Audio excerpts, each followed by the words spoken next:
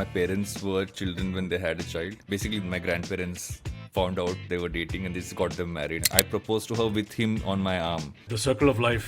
Half of my family are doctors, half of them are engineers. All the doctors stayed in India, all the engineers went to America. I was that kid who would change costumes every 5 minutes and come out to entertain guests who had come home. But thankfully for the two of us, me and Puja are very aligned in general about how we want to live our lives. I joke that it's like being in Big Boss. Like you're in a reality show and you're getting tasks every day and you're trying to figure out what's going on. That I don't want quality time, I want the garbage time. Yeah. Because the garbage time is actually the most fun part. Like, that's what you remember. But as fathers, you got to figure out what are the gaps that I can fill. Those are important to focus on. I'll tell you, that's actually become a bit of a lopsided equation in my family. At some point, you're going to have your kid on your shoulders. You shouldn't need a chiropractor after that or a physio. So when you're teaching a kid how to ride a cycle, you got to be able to have the stamina to run next to that cycle throughout the time when they're there. So that when they're falling off, you're still there to kind of like hold on there. They're such a core part of your life. Just make sure that they're not being ignored. And I think most importantly, you also have to make them realize that not all your time is just for them. How much they have taken over your life.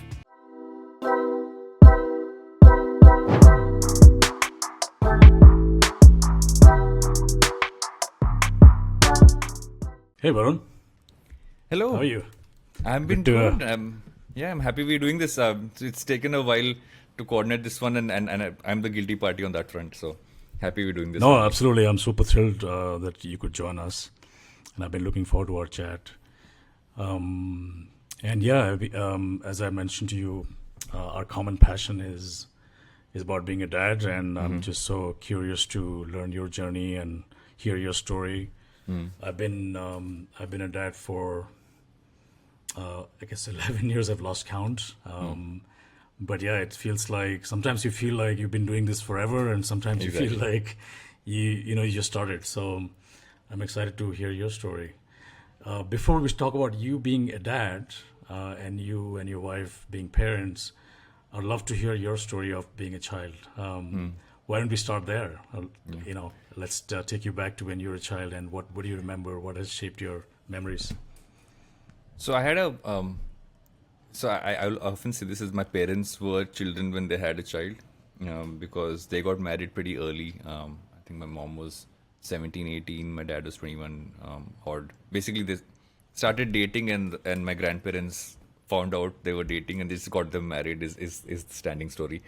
So I was like, by the time they had me, they were like 20 and 24. So they were literally like in college, also working on the side and stuff like that. So I grew up with that. So they were figuring it out as I was growing up. So we have a very interesting equation, three of us, because I've seen them grow up. My sister's 9 years younger, so she saw them when they'd already become like older. But and where was this, Varun? So I grew up in a place called Kakinada. It's coastal Andhra Pradesh, small town. Then now I call it a very large town, or a city as they call it, because it just feels so much more crowded than it was when I was growing up. Coastal town, everybody knows everybody kind of a place. At least it used to be.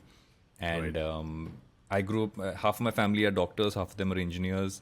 All the doctors stayed in India, all the engineers went to America. So very like typical Telugu household in that sense. So, for me, growing up was like, because our house and our hospital were the same building.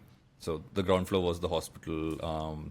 There was a building next to us, which was all the hospital rooms, and we lived on the first floor. So I grew up in a hospital. Like I've seen like people getting, waiting over there. I've seen an operation when I was like 7, 8 years old with the mask and everything else on. So I grew up with a lot of that around me. But also, like, I think growing up in a small town is fun as well, because you enjoy smaller things which you don't enjoy in big cities. I agree. So I could take a cycle and go to like an empty beach, or just go hang with friends in the most random of places. But have some form of nature around, have some form of like a large amount of outdoor activity and space. And I feel that a lot more now after I became a dad, because I look at living in Bombay compared to what I had. I didn't live in a bubble then. Now we all live in bubbles. Exactly. So, and so like generations of people lived in the same street. So you could go to like someone else's house. So literally, like my grandfather lived next door as I was growing up, because he moved houses. when I was growing up, my grandmom lived in the same house I had. Like, so it was one of those scenarios where you grew up with you wouldn't call it a joint family, but everybody lived in the same place. So they were all like a street away or 2 streets away. So that is what my childhood was. Yeah, there was a lot of like. freedom, I guess, right? A lot Yeah. less restrictions and more freedom to just kind of go around. Yeah. Yeah, you get a house, you walk down the street to get onto the school bus. No one's worried about traffic or like safety, anything like that.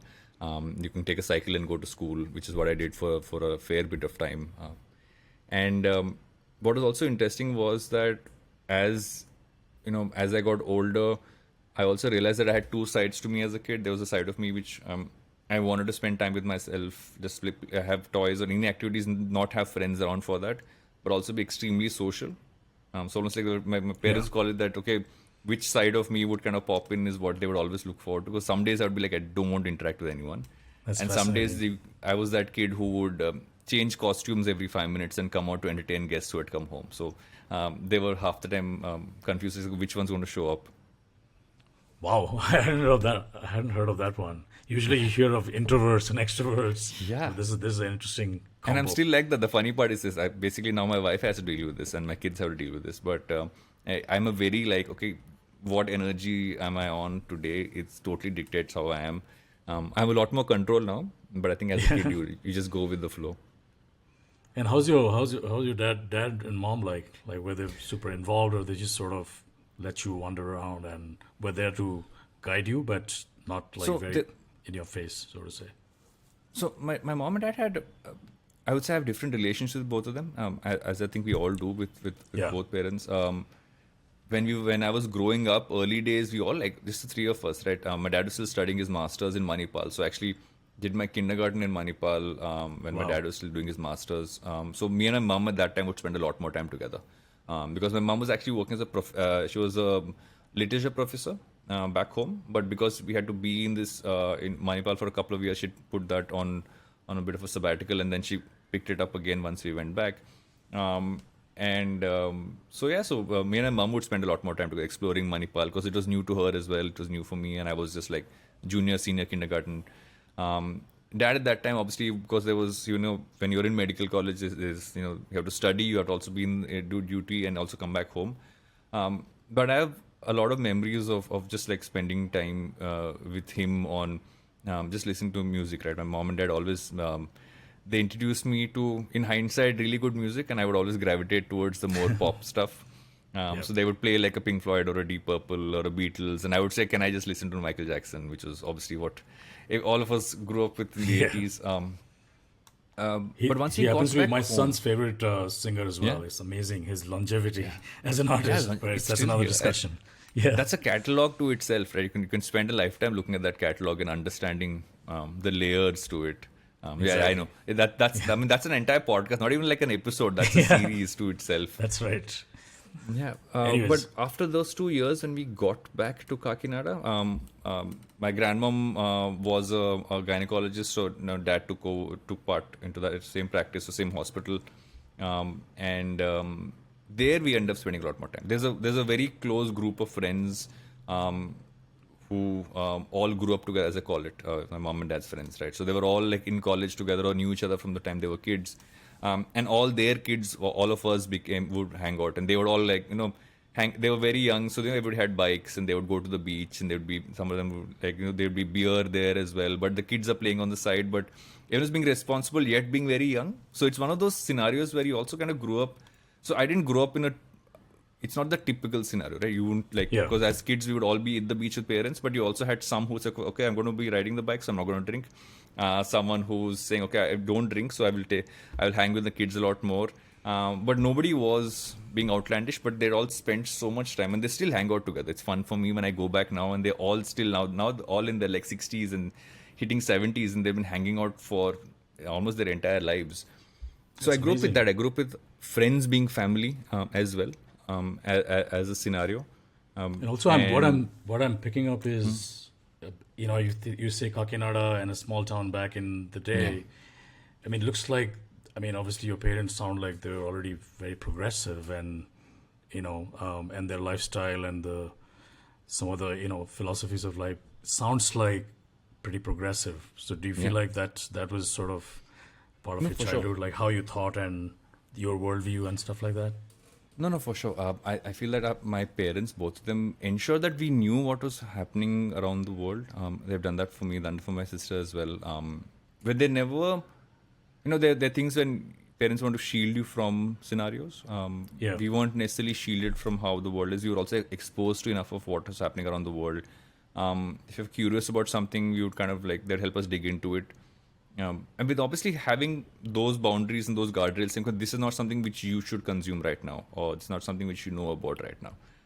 If it's bedtime, it's bedtime. If it's if there are people over, even if you might want to hang out with your uncle and aunt, they're here. You go in and sleep." And so they always ensured there were guardrails, but they were very open about I was exposed to books very early on, exposed to music very early in life, as a consumer, and that kind of really opened up my mind to just generally how I wanted to be. I'm also a person who kind of fits into different groups basis what that group requires. So I can hang with a bunch of people who are very colloquial, local, have a full Telugu bro hangout scenario, and I can actually be like that person. But you put me in a space where someone's talking about art and music and stuff, I'll have that conversation as well. Yeah. And I feel that kind of came from the fact that I think I am a person who likes to be in a social setting, but I feel it also came from the fact that I was exposed to all these things. Like my grandmother has been doing art since I could remember, right? I mean, even now when I go back, she has so many canvases, etc. She used to be a botany professor, and she's now in her 90s. And I would see the art around there. My uncle and aunt would have all kinds of music in their house. And so the more I spend time with even not just my parents, but the circle that was around, there was obviously varying levels of being progressive. I don't think everybody's as progressive. Right. But for my parents, it was always like, we want to expose you to the world. We don't want to feel constrained because of the place you are growing up in, of the access you might not have. Because pre-internet access was not as easy as it is today, right? You have access to so much today.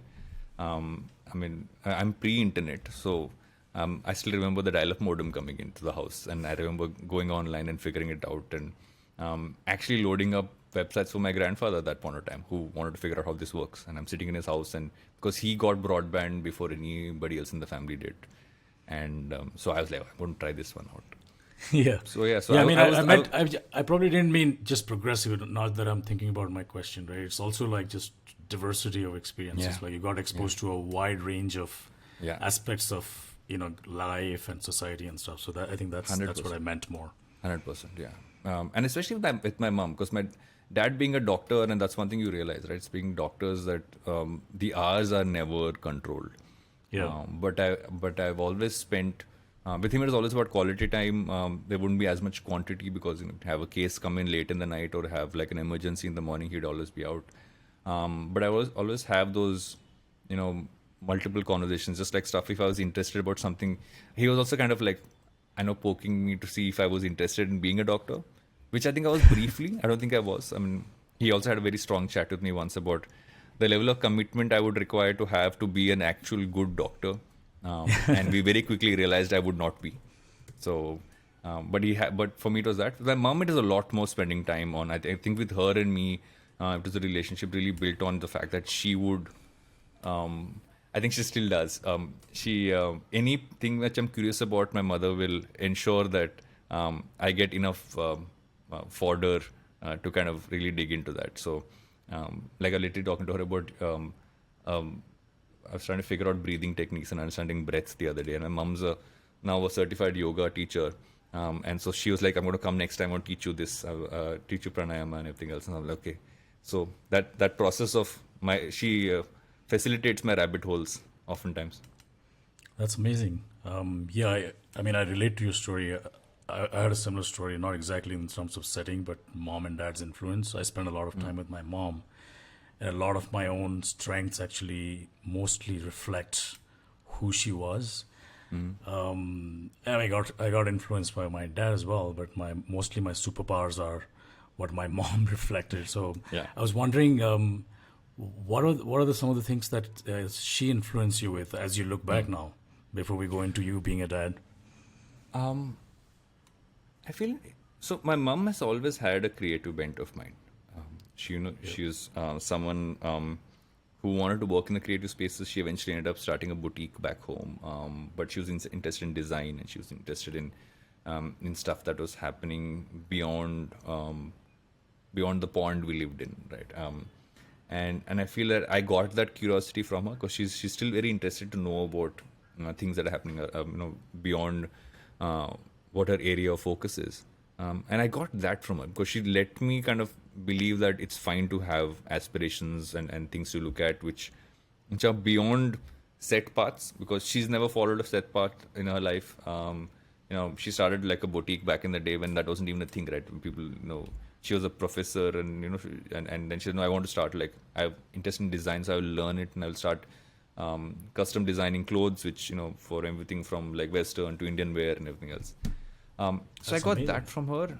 And I also have just like consuming knowledge, if that's the word. Like, just generally, like, she introduced me to books, and I'm always grateful for that fact, is the fact that I have a reading habit because of just how much she ensured I read. My sister more than me now. Like, I think at some point, because of being in the media world, you end up consuming a lot more of non-book content, non-reading Non-book content.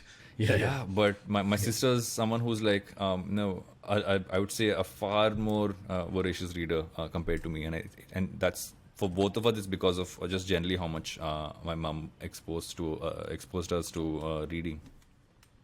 Got it. That's cool. Well, thanks for sharing. I'm sure. I don't know if it comes to my mind. I do time travel a lot as I look at parenting. You keep going back and forth between times. So this is fascinating. Let's cut to you being a parent. Let's go back to when you became a dad for the first time. How did that happen, and what was the experience like? I always find it fascinating, the stories of dads when they become a dad for the first time. So I've always wanted to be a dad, and you and I feel in today's world you also meet enough people who want to be parents and don't want to be parents. I've always been in the I want to be a parent one day scenario. Yeah. I've been told that's also because I am like a child. Like, you will find like building blocks on my desk lying around, and stuff like that. And so me and my wife Puja, we met. We're actually just going to celebrate our 10th anniversary in a few weeks. And congratulations. Thank you. And we met and got married pretty quickly because we just kind of hit it off. And and when is one of those scenarios. But we had a tough time having our first kid and even our second one as well, right? So we have a series of miscarriages, and we had many failed pregnancies. So we went around the block, I think, for a good 3 to 4 years. Sorry to hear From that. doing everything from, obviously the natural concept. We didn't naturally conceive. Then we tried multiple IVF scenarios which didn't work. Till we finally, and we always call it, there's always the right time and the right doctor. So a friend of mine who I knew, I was just setting up his hospital in Bombay, and we ended up going to him, and we had our daughter Leia. And even like for us, we always called her the miracle baby, right? And for anyone who's been through IVF, you realize it's that whole process of the dads don't have much to do. As a dad, your job is literally done when you just have to, just get your sample out and you're done. And moms go through the entire process, but for me and Puja, it was like, okay, this is what we're working towards having the baby. So for me, it was how do I help her through this process? So if there were injections to be given on a daily basis, I was doing like YouTube tutorials and calling my dad and figuring out how I can give them to her. So I've reduced her travel time back and forth from the hospital. So did a lot of that, and we literally ended up, I think, with just like maybe 2 to 3 embryos which we had, and we just put one in, and that one became our daughter. So we were just focused on the process. We were just focused on every single day, making sure that that we were just focused on that. So when we finally had her, we'd not spent enough time thinking about what we'll do after. Right. So then Just suddenly, getting like, there after, was such a big process, right? like, we went like a good like 3-4 years of just like really being focused on that. And then when we had her, we had our daughter in 2017 in July, and then you're like, okay, you don't realize how much your world turns upside down You have this Yep. tiny baby in front of you, which everyone tells you, has told you till now that it's going to be the most amazing experience ever. You're going to take care of your child and it's going to be amazing. But the first 3 months, you don't know what you're supposed to do. And everybody has a point of view. You have a reasonable point of view about how you want to do this because you don't want to just go with everybody else's perspective. But thankfully for the two of us, me and Puja are very aligned in general about how we want to live our lives, how we want to look at things. And so we quickly broke this down. I think after the first 2-3 weeks of generally, I joke that it's like being in Big Boss. Like you're in a reality show and you're getting tasks every day and you're trying to figure out what's going on. Because the first 3 months, the babies just, babies sleep and they wake up and want to feed and then they pee and poop and then they go back to sleep and you have to burp them in between. And that is pretty much all they do. Yep. So it's, and I tell everyone that 3 months are what you have to get through because And nobody tells you about sleep deprivation and what that does as well, right? And you get used to it. And I've realized, and you realize that over time. I have many friends who say I can't deal with like the lack of sleep that parents go through. I'm like, but you eventually get used to it. And I'm on my You're probably going through it again now. sixth year of this going on. And so, but now it's like a default setting. Now, I was a deep sleeper. Now I can wake up in the drop of a hat. But I feel the choices we made after our first month really kind of set us up as parents, right? We realized the roles that we had to play, what we had to focus on, because we were also running a company together. Thankfully, my co-founder Rohit, who's also like literally like he gave away Puja in our wedding as her brother. So we're that close as family. And so I'm handling things, guys. You hang in there. But we knew we had to go back. We were in the process of selling our company as well. So I said, okay, first thing let's focus on is making sure that Puja sleeps. So I said, I'll do all nights. All nights are mine to take care of. I will do as many diapers as possible without her having to handle it. Because we also had canine children. Point to note here is we have 2 dogs who were brought up like they were our children. Right. So our oldest trip is now 11 years. It's going to be 12 now in June. Wow. The younger That's dog the is first about... child. The first child. Like he was with Puja when I met her and I proposed to her with him on my arm. So he's been a part of the whole process of things. And our younger one, Lulu, was someone we got into our lives after a bunch of miscarriages where we felt the need to have. And we got her, thankfully we adopted her as a baby and she's been like, she's literally the light of the house because she's the most energetic character running around the house all the time. And so she's about 6-7 years now. Actually, no, 7-8 years now. And so we were already a full house, like 2 dogs. Now there's a baby and there's the 2 of us. And we're also working and we're doing all of this. And we didn't have a nanny who stayed at home, any of those things. So I was doing nights. Puja's mother was and still is one of those, like a rock for us, who's there at home through the day, helping out with the kids. Yeah. So I did the nights. Puja would do the feeds in the day. And we figured it out. If I can just pause for a moment, that's one of the things that, you don't hear a lot from fathers, at least in our, this part of the world, right? Because a lot of it is like joint families and a lot of help. Dads doing nights is not something that I hear a lot. I did myself, but that was because, I don't know, maybe I was in the US and it was just 2 of us and I had no choice, but it resonates a lot with me. Now, did you find that to be did you get a chance to talk about this with other other men around you? Did you realize that you are not the majority of dads who do that? I was curious to know. I realized that later. I didn't realize. So I realized that there were generations before me who didn't do this, right? That much I knew. Of course. I do have vague recollections of my dad studying for exams, still with me as like a kindergarten kid is what I remember. Very, very like distinct old memories of that sort. But I didn't see I remember vividly that I think Leia was 3 months old and we had our so she born in July. Every December was when we had an annual party because it was our company's anniversary and the space we booked was literally outside our house. So we were like, look, it's a walk away. But I would say drop in and drop back out. Puja was going to do the same as well. So we take turns. And this one client came in, and he came in late, and I just popped in around 10 o'clock, and I was leaving at 11 to go back. And he came around 10:45 to the venue, and he was like, "Why are you leaving?" I'm like, "Because go back home, take care of the baby." He's like, "But isn't your wife there?" But I'm like, "No, I get that, but it's my turn now. Like, I got to go back and do what I got to do." And so I got a lot of that, which I don't There you see go, as yeah. much now. I'm happier yeah. because I've seen more dads now reach out and say this, right? Like, I've had. That's right. So for me, the sleep thing was something I worked on, and now for me, it's not. So while Leia now sleeps through the night because she's 6 years old. Our son's 8 months old, and we thankfully have a nanny at home to help out. And Yeah. so she helps out with that, unless when she's not there. But my dog's now elderly, right? Now he's 11. Yeah. So he has to go out in the night sometimes to do stuff. So Yeah. that process continues. I've realized that now for me. The circle of life continues. Yeah. My daughter jokes that even when she's like much older, she'll still call me when she has to take a poop. Is the standing joke I get from the 6-year-old, and I'm like, I'm happy to do it. I Well, the use them thing as that a point to connect with the kids. Exactly. That's exactly. You touched my point. The part that doesn't become very apparent to you when you're doing this tough work, right?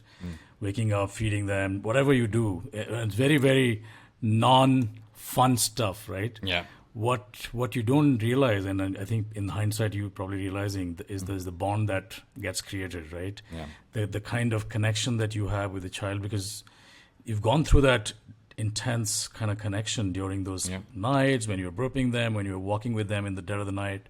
I see that a lot, and you know, you're right. There are a lot more dads are experiencing that now, but it's still sort of a journey, right? It's a spectrum. No, 100%. So And there was this. It's also because, and I like the fact that you said that it's not enjoyable, because I don't think anybody enjoys those parts. yeah. If anybody says that, they're lying, right? I don't feel anybody who says, no, I really enjoy this. But I'm like, no, you don't. Right. But I feel what you get out of it is when you're doing the ordinary stuff together, when you're doing the, what do you call mundane stuff together.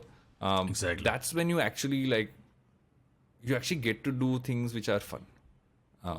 And which are like, I like doing the normal stuff. Like for me and my daughter, it's like, we have a ritual we built through the pandemic, and it just happened to become something I wanted to do. Is that I wake her up every morning for school, and I pick her up and I go to the balcony and we say hello to the world. It's something which it's a simple thing, right? We do that, except for maybe weekend when both of us want to sleep in, but we both make sure that we are doing that as without a fault. And it's a bonding piece for us. Like we love, and she'll remind me, she's like, "Papa, hello world." If I ever forget on a weekend, or the simple fact that we all as a family pray together at night before we go to bed. And it's not like a religious thing as much as it is just like being grateful. And we realized that building some of these things, and I think the pandemic kind of brought that in. I've really been able to build specific things I do with my daughter, now slowly with my son, as he's getting now 8 months is onwards. I think about last month onwards, he's been remembering things, and he has smaller things he and I do, which is fun for me to remember. But we end up almost ignoring those. One of the things I feel the pandemic kind of brought this one on, right, is to really do normal mundane things, but you also build rituals out of them. And those really help you bond with your kids. So me and my daughter Leia, we do this in the morning where, I wake her up for school every morning, so I'll pick her up. We stand in the balcony and we say hello to the world. And we started in the pandemic because it just became something we did. Weekends I get off from that, because half the time she and I are the ones who sleep in the longest in the house on weekends. And but she sometimes reminds me if I forget on a weekend. We do simple things like all of us as a family pray together. It's not like a religious piece, but it's more about just gratitude. End of the day, we do that. And we also do fun stuff together. Like she will call me when she's there might be 4 people in the house who can help her, but she has to go to the loo. She will call me, and I sit inside and we chat. She enjoys art. She enjoys just building stuff from slight amount of chaos. So the most structured stuff is what she goes to Puja for, because Puja is the most structured person in the house. Yeah. For me, she comes for all the random stuff, right? Because I'm a person who still has like toys and like have bobbleheads and stuff. So how do you kind of do stuff that has a lot more moving parts but has no real structure to it is what she and I sit and do. Even like, for instance, I introduced her how she can actually start painting stuff on an iPad. So with the pencil, and she's learned that. She and I learned how to doodle together. We did a doodling piece activity book.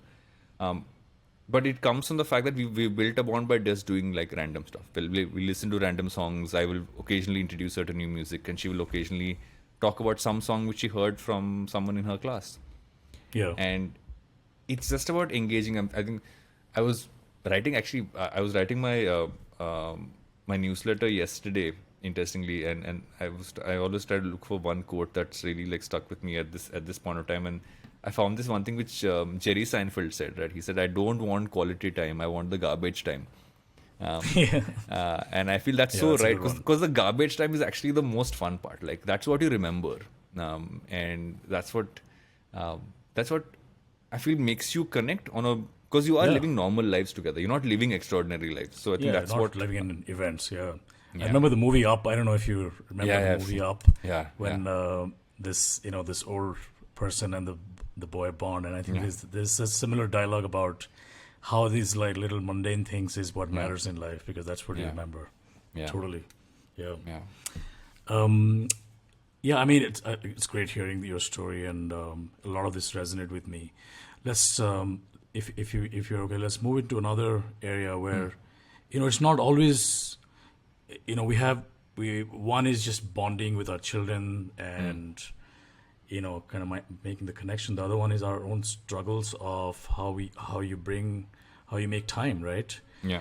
And a lot of dads, it's not like all dads are out there and moms are home. Like a lot of dads want to be home. They want to share the responsibilities. A lot of them succeed. Some of them are struggling. So what has been your tools to figure out how do you, even the garbage time, like how do you ensure garbage time with Leia so that you don't lose that? So I feel the good part is that when either of us, between me and Puja, and it ends up being me more than her, start forgetting, or rather trying to not do as much of that time. The other one reminds us, because we told each other that we will ensure we both the kind of parents we want to be. It's human to sometimes get sidetracked. Of course. And sometimes the kids tell you themselves. There was a point of time, and I remember this vividly, like as a 2.5, 3-year-old, Leia started walking around the house with a plastic phone like she's talking on it. And we saw that, and I'm like, she's trying to give us a signal here. She's giving us a message that, you guys do a lot of that. So we started to put our phone away a lot more around her. She came to us the other day, and she has screen time rules where she only gets her iPad on weekends. And she's like, it's not fair. You guys get it every day. You guys keep watching stuff all the time. Yeah. Like, that's a fair point. So let's have a discussion about it. So what we've always ensured is to keep things open in terms of, if she sees her parents fight, she sees her parents fight. She sees her parents being vulnerable, she sees us being vulnerable. And we don't hide that from her. And I talked to a lot of friends who have become fathers in recent times. Some of them who are now trying to become fathers, going through the same kind of process which we went through. And I'm seeing this, on one end, you're worried because you don't have a frame of reference. I feel as much as our fathers might have wanted to do more, I don't feel the structures were for them to be doing more. Exactly. Is how I look at it. I don't think it was about them not wanting. It's like, okay, Exactly. you don't know what you're supposed to do. And I remember this, like, before Leia was born, I remember going out and looking for any form of written information for fathers. I find a lot of stuff for moms, right? Because also all the content on like diaper change to burping, everything else is all like mom focused, but I would still watch them. The only dad thing I found was talking about how you should just make sure that your wife is happy. But I'm like, I will do that even in spite of having kids or not. Now there's a lot more, but I still remember like 6 years ago, there was nothing there. And so whenever I speak to a friend who's become a father, I'm like, okay, are you doing this? Are you doing that? Are you feeling this? And it's fine to feel What do you typically say? I'm just curious. I first tell them that you will feel pretty useless very often in the initial days, because there might not be as much for you to do. So you got to make sure that you do all the stuff that your partner would rather not do, which is why the whole like diaper thing came for me and nights came for me. I'm like, what are the two things I can do that I know Puja does not? Because Puja is someone who really values her sleep. Yeah, And I've ensured for the last 6 years that she would never have to compromise on her sleep. that's nice. She also doesn't want to do like, and the poop part is like basically the standing joke is that I'm very happy about picking up poop all the time, which is I don't mind it. And you're probably good at it. I'm very good at it. I'm like ninja moves there, as I call it. Especially when you're traveling abroad and you have to like figure out the wipe scenario. Then you really learn how to go ninja on that one. Or sometimes when you're like, you have to find solves. You have to figure like there was a time when Puja had to go meet someone. We were both in London on a work trip, but we took Leia along with us and we were taking turns. And Leia wasn't eating, and so like I figured a way to go to supermarket, get like dahi made like the hotel guy like cook rice, and I just gave her dahi rice. Yeah, that's a solution But there. the solution isn't to call, say, okay, what do I do? And I know that we all do it. I do it very often. But over time, you got to at some point realize that you're not just going to follow instructions as much as we all like to just follow instructions in this case. You also got to take take it up and say, okay, I'm not going to bother you with this. I'm handling this. And that's the chat I have. The chat I have is saying, don't focus on trying to be equal, because you will never be equal. In terms of, because mothers do take a large part of the load, because I think just genuinely how as human beings we function. But as fathers, you got to figure out what are the gaps that I can fill, what are the things I can take off their hands, and those are important to focus on. It's like me saying, love. Yeah. Sorry, please finish your thought. No. It's like recent example. We were supposed to go somewhere and for a wedding, and Leah was like, okay, I want to do this, I want to do that, and I said, 1 second, I'll go for a haircut. I just took her along, and she got her hair done, and she got a haircut as well, and she got her nails done, and I was getting a haircut on the side, and we both made a small father-daughter thing to do on the side, rather than me kind of like really sticking on to like, okay, let's maybe help out a little bit at home, but Puja would still have to do a certain amount of that. So it's just that you got to figure a way to take care of stuff which your partner would rather hand over.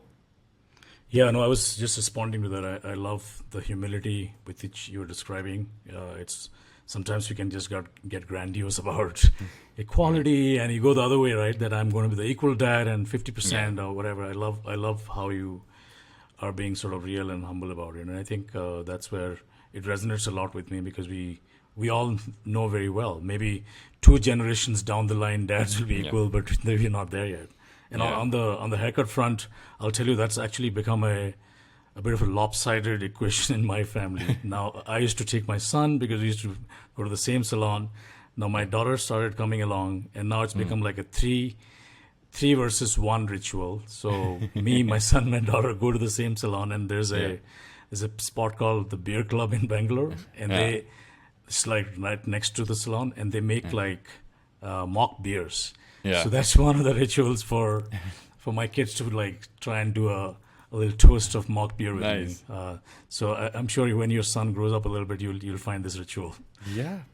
So we actually taught our daughter to say cheers, and so Rohit, who was my co-founder at Glitch and also my best friend, right? So we'd all that same trip to London. Even he and his wife Rakshita were there, and they got parents to Leia. And we were all like running around like. You go to a park and you realize the value of taking kid to a park and they can run around when and we do that a lot here as well. And we were like, okay, and she wanted to feel included. But like, what can you make a kid do to make them feel included? So we realized we were all drinking in glasses, and we just gave her an empty glass, and she just walked around, did cheers the entire afternoon, right? That's all she was doing, cheers. And it's those random things which they'll remember. They aren't going to remember the fact that like. Even for me, one of the sidetracks of being a father was I realized how unfit I was, and that became a singular focus. It's not one of those things I'm I would say, obsessive about in life. But I couldn't carry my daughter around as a newborn, right? I would get tired after a point of time, and I was a person who went to the gym. I had muscles, I had those, but I was just getting tired. So I switched everything around, and now the other day I carried both my kids around. They both got vaccines and both were crying, and I'm carrying both of them around in the hospital and didn't feel my lower back giving away. And I call it the some of the more positive aspects that came out of becoming a dad is that you realize that you have to be more fit. Could be just to carry luggage around, could be just to kind of carry them. If you make one trip to Disneyland, which all parents should do, at some point you're going to have your kid on your shoulders. Of course. And you have to then walk like for that the whole day. for whole day. And you got to and you shouldn't be you shouldn't need a chiropractor after that or a physio. So I think that's really one more thing which I've felt is needed for fathers. After telling my trainer, we should start like a dad board workout plan, because he makes all these plans. I'm like, you should make one of those. How to be more fitter as dads. It also, I guess, we also underestimate the connection between being physically fit and how that sets you up emotionally, right? Because it can it's all so interconnected. 100%. Yeah. Think about when you're teaching a kid how to ride a cycle. You're running next to that cycle. You're not just letting it go. You got to be able to have the stamina to run next to that cycle throughout the time when they're there, so that when they're falling off, you're still there to kind of hold on there. Absolutely. And we've just learned some of those. I feel that between Puja and I feel we are fitter now than we were when we got married. Because we realized to keep up, we just have to make sure that we focus on just being healthier in terms of lifestyle as well. I mean, we enjoy all the stuff everybody enjoys in terms of eating and having a drink and everything else. But some of those really went out the window, because if you have to wake up at 5:30 in the morning, which is what I wake up at, to get her ready for school, your choices you make the night before become pretty clear. Yeah, no, absolutely. And now you have a little one. Yeah. How's that? How are you I know we are probably getting closer to the time. How are you navigating the two children scenario now? Because that's a whole different ballgame. Yeah, so we had our son Veda in August last year. Veda was again someone we again went through similar cycles to have him as well. So it took a few. We had a couple of miscarriages, but eventually did have him. That's but incredible. I feel with him, it felt easier because we felt like we'd done this before. We were less worried. We also, and the thing is, it's not, once you're on parent mode, that doesn't go away. So I was doing nights anyway. The nights were continuing. Yes. We knew how to do feeds. We knew how to do burps. So I understand when someone says it gets easier, but it also becomes you managing just the dynamic. And when I say dynamic, it's more about I'm an elder kid. My sister was 9 years younger, and I vividly remember me feeling like, why is no one focusing on me, right? And it can build a certain level of, so we gave Leia the right to call it out, and she wants to play with him. She's like one of those, she wanted to be called Akka, and she's done her whole thing. And she said, but once in a while she's like, okay, too much Veda time is happening. We're like, fine, you've told us that, we'll spend more time with you, one-on-one time both parents have with you. Same with him, we make sure there's enough alone time with him without her. Yeah. And I feel that's what's really been the part, is that we keep a very open channel of you can call these things out, and if something needs explanation, we explain to her, he's a baby, so he will obviously need more focus, but we don't want it to ever feel like you've been sidetracked or ignored. We're making her part of the process of bringing him up, and she's enjoying that. Yeah, it's one of the things that I discovered. Again, the difference between my children are 3 years. So Neve was still still a baby, I think about 3-year-olds. And we experienced the same cycle, and eventually, I guess, trust me, it's still there, and I think it'll still be there, of them feeling insecure. You're the older one, you probably realize it. Yeah, it never goes away. Yeah. But one of the things that strikes me is the idea of verbalizing the feelings and emotions. Some things that we, probably didn't grow up feeling very adequate about. At least I didn't feel. That if you're feeling, the idea of saying I'm feeling jealous wasn't very common to me, right? Yeah. And now, to say that, well, are you feeling jealous? And it's okay to feel jealous, right? And the idea of sort of sharing and naming those feelings for us has been pretty sort of liberating. That the elephant in the room goes away actually. Yeah. And they're comfortable in sharing some of those difficult feelings. Yeah, and also to kind of teach them that having feelings is not a bad thing. Exactly. And, and it's about like if you're crying, you're feeling it. But also, I forgot who said this recently. I was watching it. Just came across it on Instagram. I forget the doctor's name.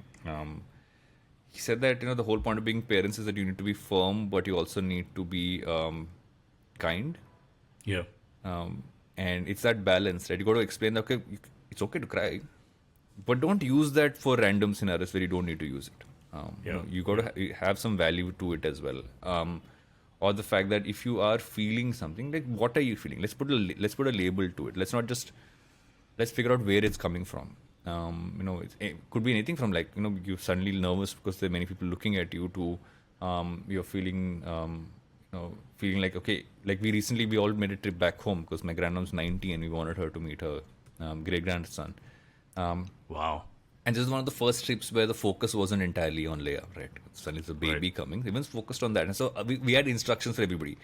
Everybody walks in, says hi to her first, then you say hi to him. But also to her to saying that, okay, they've never seen him before. So you got to be okay with this. And to kind of like try and navigate that. It's never a perfect science, but there will be days when no matter what you say, it's not going to work. The tantrum's going to happen, the tears are going to come, the anger is going to happen. Of course. But you need to make it okay to have that conversation and just make sure that they feel like they're not being ignored. And I think most importantly, you also have to make them realize that not all your time is just for them. And that's something we made sure that, and we still do that. Like me and Puja try to do a dinner together at least like once a week, if not once every couple of weeks. We'll go out with friends, we'll do that stuff. And when we do that, it's like Leia is, it's inbuilt in her. He's also seen us go out and come back in. Is the simple fact that your parents will also want time with each other. Not everything's going to involve having you guys around all the time. And to kind of build that from the start, as much as it's tricky, and you'll go and have dinner and you'll talk about them only. Half is what happens. But it's still or you good tell for each other them. that you miss them. Yeah, we went on. I remember we went on a holiday, the two of us, and this is before Veda was born, and we just kept talking about her and looking at her photographs and that, and it's like you realize that they're such a core part of your life. How much they have taken over your life. Yeah, and but also that's the part you also have to like think about the fact that, because I think about how I am as a grown up, right? I think about my parents and me. I moved out of home when I was 16, went to go to Bangalore to study in high school, and I go back maybe once a year. I used to go back maybe max twice a year over all these years. Well, they'll visit me in between, but at some point it's just that you got to make sure the balance of your kids are going to go out. You are going to get find partners, move to different places. They might not spend as much time with you as they do right now. So make sure this time you spend it well, but also not, make them such a large part of your life and take over your life in a way that you suddenly feel this huge void. Vacuum, so that's that whole. It's a delicate balance, but it's something we think about often. We talk about often, and we discuss it with them as well. I mean, with him not as much because he's still too young, but with her we talk about it. We said that one day you're going to move out of the house. She's like, can I just stay here? I'm like, let's see what you say when you're 18. We have those same conversations, absolutely. Well, I know we can talk about this forever, right? I do want to kind of start wrapping us up. I know you've got a lot of other things to do.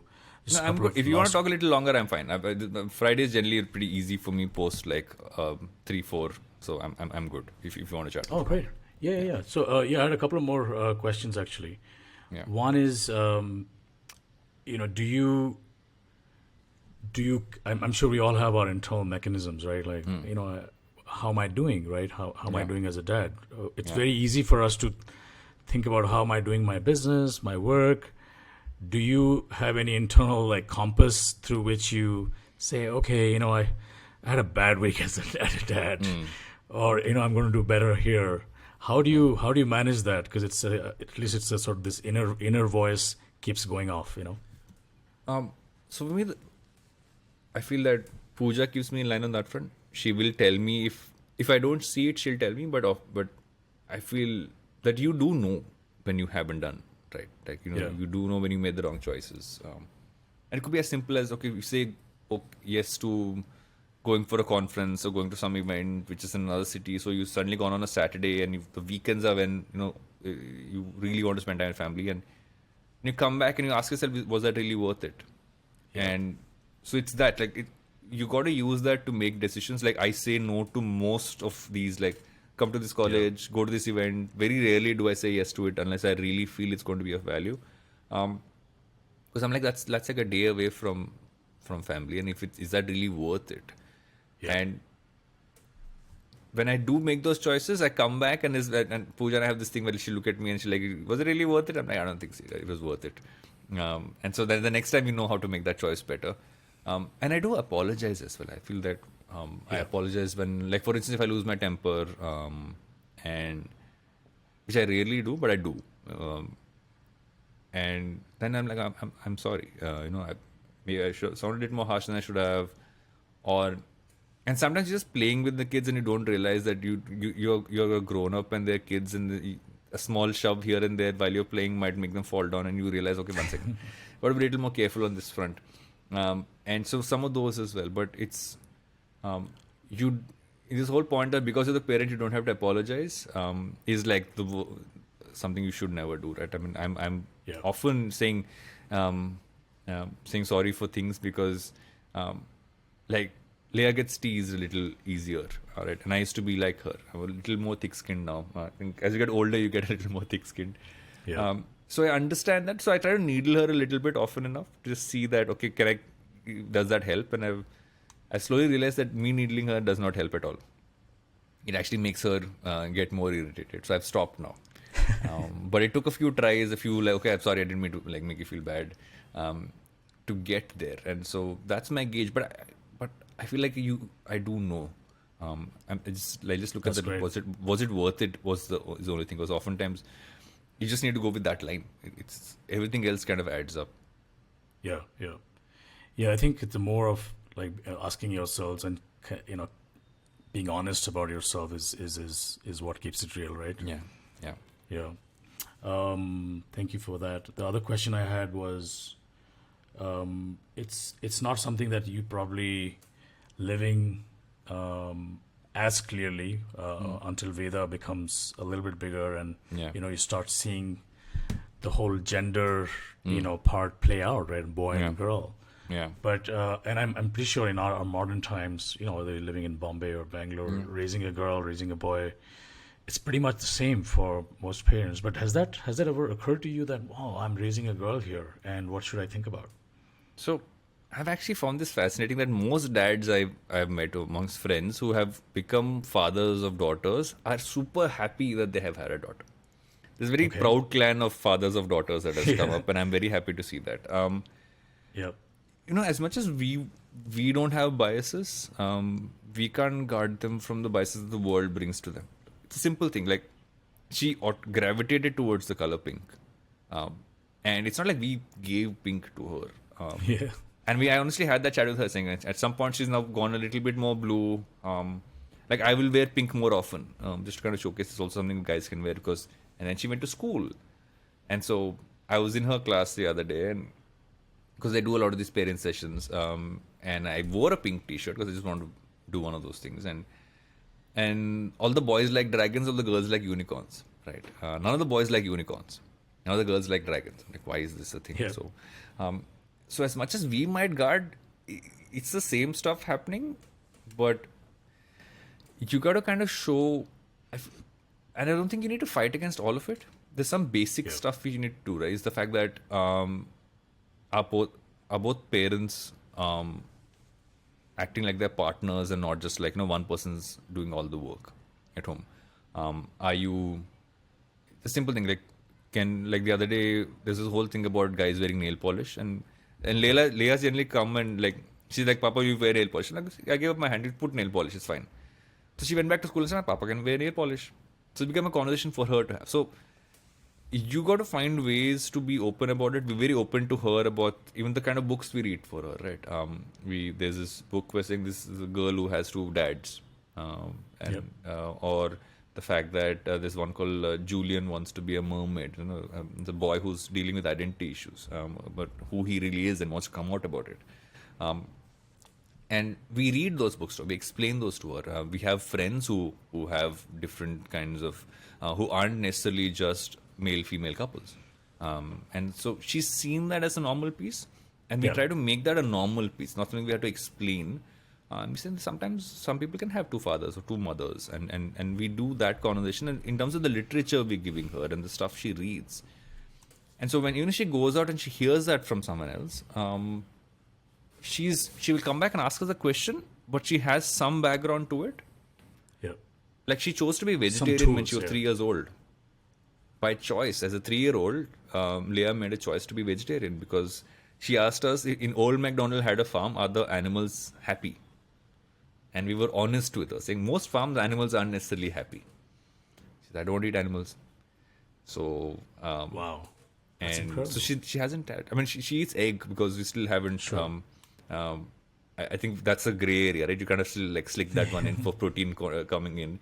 But she chose to be that. But what she learned in school, and I give I give credit to teachers a lot, is that they actually had a conversation with all the kids who spoke about their favorite foods, and she was told that she needs to be open-minded about the fact that someone might like to eat sausages or chicken. You might not like to eat that food, but you shouldn't judge them for their choices, and you have to be open-minded. And then she'd come back home and talk to us about it, and we would also like kind of talk. Because my mom's vegetarian, my father largely is. I grew up in a Telugu Brahmin household, and I eat all kinds of meat and everything else. And they were open about me making my choices as I got older. Just that not to make someone feel uncomfortable if they're not comfortable with it. And so we're kind of taking that and expanding upon it. But it's just that, like, I know the gender thing is different because it's as simple as going buying clothes for kids, right? We have so many more choices for girls, and guys just have like a few things you can get in terms of clothing options. Or and the media is still pretty sort of, very, I would say skewed, right? They're very don't give boys guns or swords and girls like princess tiaras and stuff. So it's like I said, you can't change the whole world right away. You can't change the you world. can just sort of start giving some frameworks and some tools for them to kind of make judgments. One of my favorite memes is this photograph, and I still have it somewhere, is this photograph of this bunch of girls all dressed like princesses, and this one girl sitting in between dressed as Batgirl. And it says on top, in a sea of princesses, choose to be Batgirl. So, and I'm like, and that photo is actually, there are two photos. One is of dad like walking with the daughter to the fancy dress thing, and the daughter's in that. I'm like, that is the visual, right? Is that you got to be okay with them making choices which for you might seem weird and off, but like that's their choice to make. If she wants to, just wear glittery stuff all the time, she can wear glittery stuff all the time. She wants to suddenly dress in black, and that's her choice. So that's why we're dealing with it. Like tomorrow, Veda wants to start wearing nail polish all the time. Like, please wear nail polish all the time. I'll wear it with you.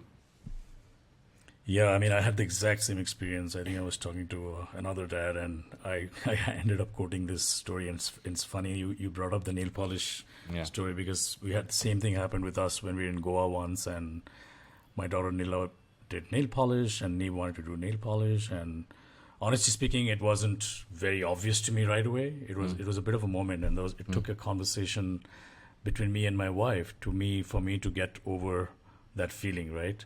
But we went to the other side, and it was fine. It was a non-event. It's funny you brought that up, and I had the exact same situation. They got to see that this is normal, right? Like the other day, it's a funny one because. So I had to buy makeup because I am on camera quite often lately, and I'm like, one second, this is something which the team has said I should get together. I said, okay, fine. I don't have issues with it. I've worn makeup before.